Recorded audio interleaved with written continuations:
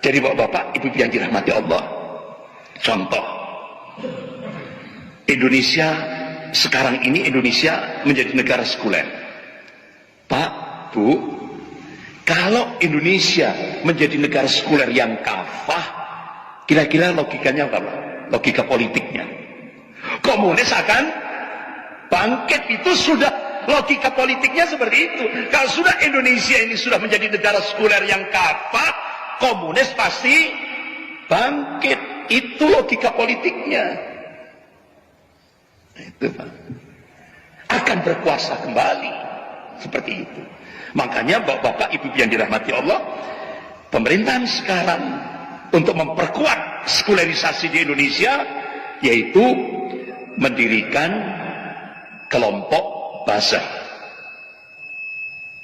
Ade Armando, Abu Janda, Denny Siregar, dan lain-lain, digaji langsung dari pemerintah, ngambil dari APBN. Berapa gajinya buzzer-buzzer itu? 74 miliar. Tugasnya apa buzzer-buzzer ini? Menghancurkan Islam di Indonesia. Makanya Ade Armando, contoh Pak Ade Armando ini orang Minang loh, dosen Universitas Indonesia, UI, Muslim, tapi ditugasi oleh pemerintah untuk melecehkan Allah, untuk melecehkan Rasulullah, melecehkan Islam, melecehkan Al-Quran, melecehkan ulama. Pertanyaannya, di Indonesia ini kan ada undang-undang KUHP pasal 156A tentang penodaan agama. Indonesia kan negara hukum. Kira-kira pernah enggak Ade Armando ditangkap? Tidak pernah, karena dia ditugasi oleh negara. Abu Janda, pernah enggak dia tangkap? Karena dia ditugasi oleh negara untuk menghancurkan Islam di Indonesia.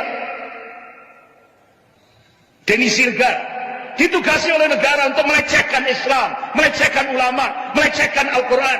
Dia tokoh Syiah. Denny Siregar digaji oleh pemerintah 74 miliar, diambilkan dari APBN. Ini contoh ini. Makanya advokat-advokat, sarjana-sarjana hukum seluruh Indonesia kumpul di Hotel Saraswati Semarang, langsung mengeluarkan rekomendasi. Indonesia sekarang bukan negara Reksta, negara hukum, tapi Indonesia berubah menjadi negara Makstat, negara kekuasaan. Benar Pak ya? Kekuasaan, artinya hukum milik penguasa. Ini contoh, ini pelecehannya luar biasa. Nah pertanyaannya Pak, Bapak Ibu yang dirahmati Allah, apakah benar agama itu yang merusak Indonesia?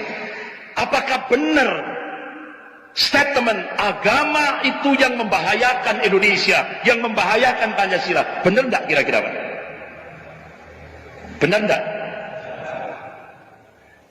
Ternyata Pak, yang menghancurkan Indonesia sekarang, yang sekarang ini sudah masuk resesi. Resesi ekonomi di Indonesia sekarang sejak 5 Agustus kemarin. Berapa Pak? Minus 5,32%. Resesi ekonomi. Apa yang menyebabkan Indonesia resesi ekonomi sekarang? Apakah agama? Tidak. Ternyata keserakahan, penyalahgunaan kekuasaan, keserakahan, budaya korupsi. Ini kan bancaan Pak, ya kan? Ini yang menghancurkan Indonesia itu sekarang ini, bukan agama, bukan Islam. Ternyata yang berteriak-teriak saya Pancasila, saya NKRI, ternyata PKI. Benar tidak Pak? Selama ini kan saya Pancasila, saya NKRI, ternyata PKI. Nuduh umat Islam anti NKRI, anti Pancasila, anti kebinekaan. Ternyata yang nuduh PKI. Makanya Pak, kenapa pada masa Presiden Soeharto itu hampir tidak ada penodaan agama? Kenapa? PKI-nya kurung. PKI-nya benar-benar di-cut. Nah sekarang penodaan agama, pelecehan terhadap Islam semarak di mana-mana. Karena PKI-nya sudah menguasai pemerintahan. Ini Pak, hak ini. Yang ngomong itu bukan saya Pak. Mantan Panglima TNI, Jenderal Purnawirawan Gatot Nurmantio, tanggal 6 Juli 2019. Beliau memberikan statement, saya tidak provokasi. Tapi feeling saya, kata beliau,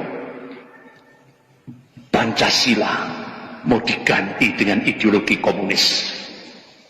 Benar apa salah? Benar ternyata. Nah, bapak-bapak, ibu-ibu yang dirahmati Allah. Nah sekarang, ya Allah, pakar politik dunia, pakar strategi perang dunia, Peter Weyland dan August School, dalam sebuah novel fiksi ilmiah. Kalau fiksi ilmiah itu fakta, bukan fiktif. Ghost Split memprediksi 2030 Indonesia akan berubah, bukan lagi ada NKRI, tapi Indonesia akan berubah jadi Indochina. Kedaulatan sudah milik Cina. Bapak-bapak, ibu-ibu, akibat apa? Mafia Taipan dan komunis Cina. Ini hasil riset, fakta. Mafia Taipan itu 9 naga. Pak, Bu, kenapa? Siapa yang bikin undang-undang Omnibus Law? Omnibus Law. Siapa? Mafia Taipan. Sedangkan sekarang percaturan ekonomi dunia sudah tidak lagi mengikuti ideologis yang itu diterapkan oleh 9 naga Mafia Taipan ini. Begitu undang-undang Omnibus Law yang sebenarnya ini akan menjadi istilahnya pengaman Indonesia, ditolak oleh Bank Dunia. Makanya Pak, ini terjadi resesi di Indonesia sejak 5 Agustus ini. Ini.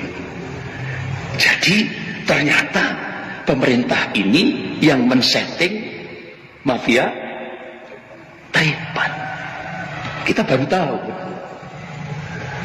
Ternyata yang mengendalikan pemerintahan ini mafia Taipan.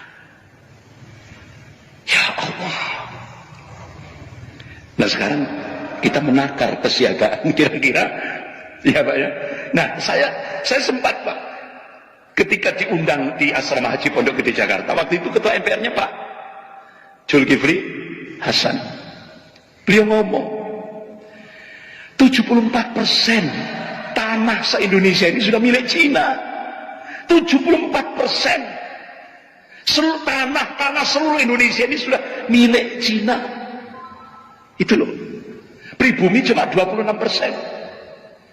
85% aset ekonomi nasional sudah dikuasai Cina. Jadi secara politik kita sudah tidak bisa berbuat apa-apa, kata Pak Zulkifli Hasan. Tapi Masya Allah, di akhir ucapan beliau mengatakan kita masih punya Allah. Masya Allah. Akhirnya ulama-ulama di Asrama Haji Pondok Gede Jakarta bangkit. Kita masih punya Allah. Nah, bapak-bapak, ibu-ibu yang dirahmati Allah, benar enggak mafia Taipan itu? Kalau tadi kan dari sisi ekonomi, dari sisi akidah, nah sekarang ternyata Pak, pintu kedaulatan Indonesia yang akan dijebol lewat proyek reklamasi dan proyek Mikarta, alhamdulillah berhasil digagalkan. Ya ini insya Allah pasca gerakan 411 dan 212, alhamdulillah ada implikasi Pak, ada dampak peristiwa 411, 212 itu dampaknya ada. Inilah. Dan alhamdulillah umat Islam konsisten di bawah komando ulama. Ini kesiagaan umat Islam sudah muncul. Dan kesiagaan yang kedua, kasus RUU HIP tetap dalam komando ulama. Masya Allah, Pak. Ini wujud kesiagaan umat Islam untuk menyelamatkan negara ini. Akhirnya pintu kedaulatan Indonesia yang mau dijebol lewat proyek reklamasi dan proyek Mekarta berhasil digagalkan oleh Gubernur Anies Baswedan. Dan ini inspirasi dari 411 dan 212. Ini. Yang kedua, ini yang sekarang menjadi PR. Apa? Pasca Indonesia dibantu tahap pertama 647 triliun, bahkan sudah disiapkan ribuan triliun lagi. Wakil Perdana Menteri Cina Liu Yangdong setelah menghadap Presiden Jokowi hari Rabu 27 Mei 2015 menuju ke auditorium fisik Universitas Indonesia. Di depan akademisi dan mahasiswa, beliau menyampaikan konsekuensi Cina memberikan bantuan hutang di Indonesia 647 triliun, konsekuensinya 10 juta rakyat Cina daratan 2020 target 10 juta sudah harus masuk ke Indonesia. Media kan sudah dikuasai 9 naga yang diekspos 100, 150, 500 orang, ya kan? Tapi Duta Besar Cina untuk Jakarta, Duta Besar Cina untuk Indonesia di Jakarta memberikan konferensi pers. Tiap tahun rakyat Cina daratan yang masuk di Indonesia 2 juta.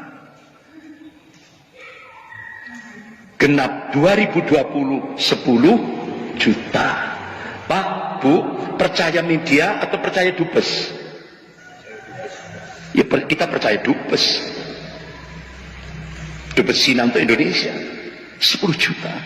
Makanya Pak, utusan-utusan dari Mabes Angkatan Darat mendatangi pondok-pondok pesantren.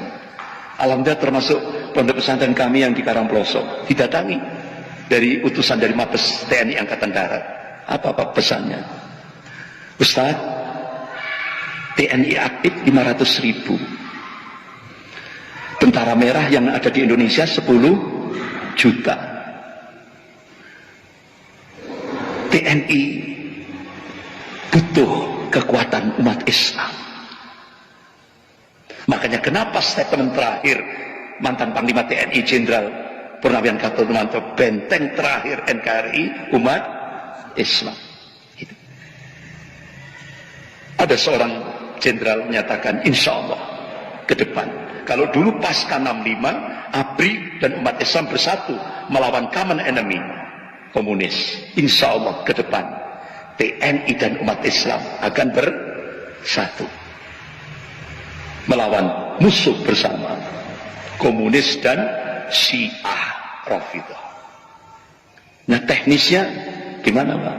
Memang Pak, kalau nanti benar-benar terjadi di Indonesia, walaupun umat Islam cuma 20%, insya Allah TNI akan take over. Karena TNI bukan alat penguasa, tapi TNI adalah alat negara. Gitu. Makanya Pak, ini yang ditunggu ini 7 wilayah ditunggu. Tapi nggak usah saya perpanjang. Ini off the record. Off the record. Ini strategis, gitu kan. Bapak-bapak, ibu-ibu yang dirahmati Allah. Penutup, ini sebagai karena waktunya terbatas. Allah berfirman dalam surah Al-Fat ayat 22 sampai 23. A'udzubillahi minasyaitonir rajim. Walau qatalakumul ladzina kafaru labanab akbar, thumma la yazidun waliya wala nasyira. Sunnatullahi allati qad khalat min qabl, wa lan tajida sunnati tabdila. sekiranya orang-orang kafir itu memerangi umat Islam, Allah tegaskan, pasti orang-orang kafir itu akan kalah. Mereka tidak akan mendapatkan perlindungan dan penolong dari Allah. Pasti begini, Pak. Allah yang meninggikan langit tanpa tiang ini kabar dari Allah yang pasti. Sekarang saya tanya, ketika orang-orang kafir Belanda menjajah Indonesia, Belanda menang atau kalah? Kalah. Ketika Jepang menjajah Indonesia, Jepang kalah atau menang? Kalah. Nah, ketika imperialisme Amerika mencengkram Indonesia, Amerika kalah atau menang? Kalah. Begitu juga nanti ketika imperialisme Cina mencengkram Indonesia, pasti Cina akan kalah. Ini Allah sendiri. Allah tegaskan sunnatullahi allati qad khalat min qabl wa lan tajida lisunnahi tabdila. Jadi sunnatullah itu berlaku sejak dulu dan kalian tidak akan pernah melihat perubahan akan sunnatullah itu. Ini sebuah kepastian dari Allah. Pak, ini motivasi, spirit, Pak. Yang namanya orang kafir kalau memerangi umat Islam pasti kalah ini, Pak. Pasti yang dimenangkan sama Allah itu golongan mukmin, tapi di sana ada proses, ya kan? Prosesnya ini, Pak. Justru Allah akan menilai pahalanya itu, ngasih pahala gini pada saat prosesnya ini. Jadi kita perjuangan kita, penderitaan kita, berpayah-payah, tangisan kita, penderitaan kita, itu yang dinilai oleh Allah prosesnya, bukan natijahnya. Nah, terakhir Rasulullah sudah memberikan busra, berita gembira. Kalau Rasulullah sallallahu alaihi wasallam, "Inna Allah yab'atsu li hadhil ummah ala ra'si kulli mi'atin sanatin mayujaddidu laha dinah." Rawahu Abu Dawud. Sesungguhnya Allah akan membangkitkan di tengah-tengah umat Rasulullah ini dalam setiap penghujung 100 tahun seorang al-mujaddid, pembaharu di dalam agama ini. Nah, Bapak-bapak, Imam Ahmad bin Hanbal rahimahullah mencoba mencari hadis-hadis yang sahih dengan matan hadis yang sama dalam Kutubus Sittah tentang al-mujaddid. Masya Allah, beliau temukan, beliau kaji, beliau rinci, beliau teliti, akhirnya beliau memberikan khulasa, kesimpulan. Mujaddid yang pertama Khalifah Umar bin Abdul Aziz rahimahullah, cucunya Umar bin Khattab radhiyallahu anhu. 100 tahun lagi mujaddid yang kedua, gurunya beliau Imam Syafi'i rahimahullah. 100 tahun lagi, wallahu a'lam, hanya Allah yang tahu. Nah, Ustaz Bahtiar Nasir dapat bocoran dari hasil penelitian ulama-ulama ahli ilmu. Itu kan hijriah, 100 tahun ya hijriah. Tapi kalau dimasehikan, insya Allah Safatul Islamiyah itu akan muncul 2024. Berarti kurang 4 tahun. Dan Bapak-bapak, Ibu yang dirahmati Allah, Wakil Sekjen Rabita Ulama Palestina Syekh Dr. Abu Bakar Al-Awabidah, selama beliau di penjara Israel, itu kan kedua matanya di Sina. Kenapa Pak? Selama Pak di penjara, beliau mengkaji Al-Quran dan hadis. Beliau kaji, beliau teliti. Akhirnya matanya disinar sampai buta. Fisiknya disiksa dengan cara-cara biadab. Masya Allah, Pak. Qadarullah, masa tahanan selesai. Begitu beliau keluar, saya akan menyampaikan apa yang saya teliti di penjara Israel ke Indonesia. Masya Allah, Pak. Allah mudahkan perjalanannya dari Palestina ke Indonesia. Bulan Juli 2015. Siapa yang menerima, Pak? Masjid Jogogarian, Yogyakarta. Akhirnya beliau sampaikan, insya Allah berdasarkan nas-nas syar'i, dan ini diprediksi 2024. Pemantik awal Safatul Islamiyah tingkat global Allah akan munculkan dari arah timur Indonesia. Sambil beliau meneteskan air mata, Wahai umat Islam Indonesia, genapi syarat-syaratnya supaya kalian layak dipilih oleh Allah menjadi pemantik awal Safatul Islamiyah, kebangkitan Islam global. Puncaknya Rasulullah tegaskan, qala fi Baitul Maqdis wa akna fi Baitul Maqdis. Jadi Rasulullah sudah mengabarkan dalam hadis riwayat Imam Ahmad, pusat kesempurnaan Islam di akhir zaman, pusat kemenangan Islam di akhir zaman, Allah takdirkan di Baitul Maqdis, bukan di Mekah, bukan di Madinah. Nah, Pak, kenapa di Turki seluruh masyarakat Turki kok punya keyakinan pemantik awal kebangkitan Islam global bukan Turki, tapi Indonesia? Makanya kenapa lembaga-lembaga pendidikan di Turki mata pelajaran eskul bahasa Indonesia. Jadi Pak, orang-orang Turki semuanya yakin insya Allah dari Indonesia, dan insya Allah dari Masjid Al-Itqan. Takbir, Allahu Akbar. Bahkan bapak-bapak, ibu yang dirahmati Allah, akhirnya terjadilah pertemuan tokoh-tokoh ulama sedunia. Salah satu perwakilan tokoh-tokoh ulama sedunia datang ke Jakarta menemui Gubernur Anies Baswedan, menguatkan insya Allah pemantik awal kebangkitan Islam global Allah akan munculkan dari Indonesia, insya Allah. Jadi mudah-mudahan ini, makanya kita genapi syarat-syaratnya. Apa Pak? Saya diskusi sama Ustadz Bahtiar Nasir 5. Dakwah tauhid harus terus kita gerakkan, karena tauhid ini kunci kemenangan. Yang kedua, tarbiyatul Islamiyah. Jadikan pesantren-pesantren kita, lembaga pendidikan Islam kita, madrasah-madrasah kita menjadi sarana strategis untuk membangkitkan kebangkitan Islam. Yang ketiga, as-siyasah as-syar'iyyah. Ayo Pak, jadikan umat Islam ini melek politik, jangan sampai buta politik.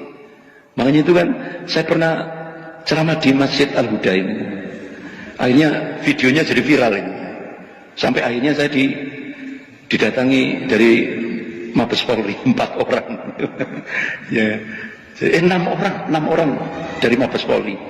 Nah itu saya tadi, oh itu di Masjid Al-Huda ya, Al-Huda itu. Jadi sampai Mabes Polri sampai dengan video dari Al-Huda itu goncang Pak. Kan waktu itu kan saya menyampaikan slogan, ayo jangan sampai buta politik, umat Islam harus melek politik. Kiai Haji Ahmad Dahlan Allahumma yarham memberikan warning, kalau umat Islam di Indonesia itu buta politik, apa yang terjadi di Andalusia akan terjadi di Indonesia. Kemudian yang keempat, iktisadiyah Islamiyah. Ayo bangun kekuatan ekonomi umat. Basisnya mana? Masjid. Lewat kekuatannya apa? Jamaah. Ayo. Yang kelima, askar Islami, militer Islami. Artinya apa? Ustadz-ustadz yang punya akses ke militer, ayo terus sebarkan Islam di kalangan TNI, di kalangan militer. Insya Allah Pak, pengalaman kami di Malang sejak tahun 93, Masya Allah, begitu TNI itu didekati dengan syiar Islam, Masya Allah, karena mereka berada di garda terdepan nantinya. Saya kira itu.